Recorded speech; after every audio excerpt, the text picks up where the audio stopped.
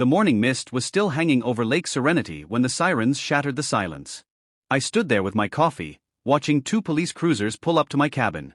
Before I could speak, Jennifer Blackwood came storming down the path.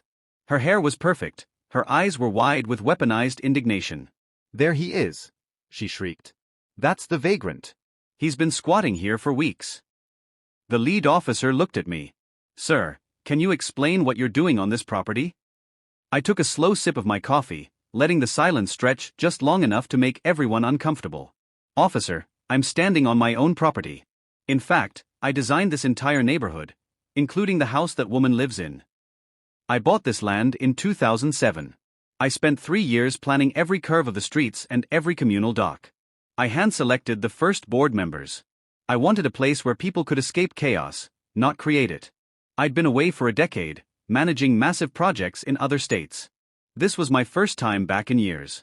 The trouble started on day 2. Jennifer Blackwood, HOA president, approached me while I was unloading groceries. She cited Ordinance 7.3 about parking. It was 2 p.m. I was in my own driveway. She didn't know who I was. To her, I was just an outsider who didn't attend meetings or read her newsletters. Over the next 2 weeks, she documented my violations like it was her life's purpose. My trash bins, my grass height, the color of my deck chairs, nothing was safe from her clipboard. Jennifer recruited allies.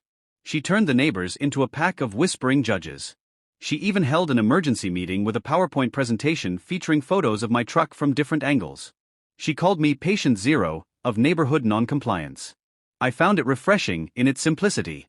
After years of multi-million-dollar corporate politics, Jennifer's petty tyranny was almost cute. Until that Thursday morning, when I heard her on the phone with 911. "I need to report a trespasser. He seems unstable."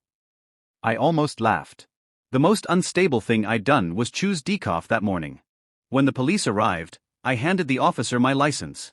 Then, I pulled up the digital files on my phone, original development plans, permits and deeds, all with my signature. The radio crackled, subject confirmed as David Harper. Property records confirm ownership. The officer looked at Jennifer. "Ma'am, calling 911 for a civil matter and claiming he's a trespasser. That's false reporting." Jennifer's world began to crumble. That evening, I attended the real board meeting. I stood before the crowd and projected the original 2007 blueprints on the screen. I explained that I wasn't just a resident, I was the founder. Then came the hammer. "Article 12, Section 4, I said. "A board member who misuses their position for personal vendettas can be removed by a unanimous vote."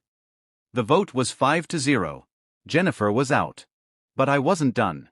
I pulled up the map of Jennifer's lot. As the master developer, I retain easement rights for infrastructure.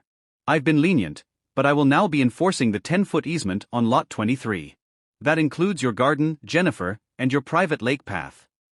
Jennifer's face went from pale to crimson. 2 weeks later, I watched from my deck as the moving truck arrived. No neighbors helped her. She'd spent so much energy trying to drive me out, and now she was the one fleeing her perfect kingdom. The sheriff's department didn't go easy on her either. False reporting. 90 days in jail. $5,000 in fines. All because she couldn't mind her own business.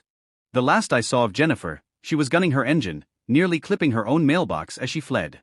I clinked my coffee mug with Tom, an old friend from the original board.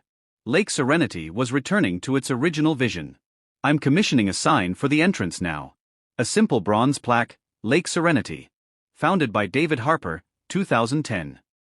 It's not for ego. It's a reminder that communities are built on respect, not rules. As I sat on my deck, the afternoon sun warming my face, I watched a heron strike a fish in the shallows. Nature has its own sense of timing. Its own form of justice.